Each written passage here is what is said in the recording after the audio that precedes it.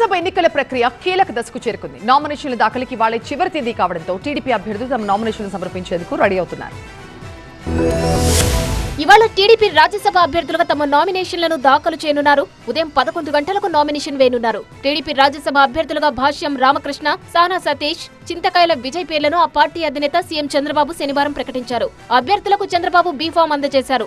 అభ్యర్థుల ఎంపికలో social balance, party పట్ల అంకిత భావం, యువతకు పెద్దపీట వేసేలా జాగ్రత్తలు తీసుకున్నట్టు పార్టీ వర్గాలు వెల్లడించాయి. రాజ్యసభ సీటు కోసం పలువురు సీనియర్ నాయకులు, ఆశావహులు ప్రయత్నించారు. అయితే చివరకు సంస్థాగత ప్రయోజనాలు, సామాజిక సమీకరణాలు, పార్టీతో ఉన్న అనుబంధాన్ని పరిగణలోనికి తీసుకుని అభ్యర్థులను ఎంపిక చేసినట్లు తెలుస్తోంది.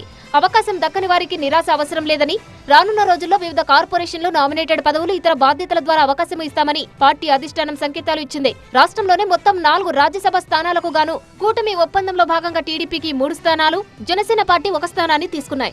ఇందులో జనసేన కోటాకు సంబంధించిన స్థానంలో ఆ పార్టీ అభ్యర్థిగా లింగమనేని రమేష్ ఇప్పటికీ తన నామినేషన్ను దాఖలు చేశారు. మరోవైపు రాజ్యసభ ఎన్నికలకు సంబంధించిన నామినేషన్ల దాఖలు గడువు ఈ రోజు మధ్యాహ్నం 3 గంటలతో ముగియనుంది.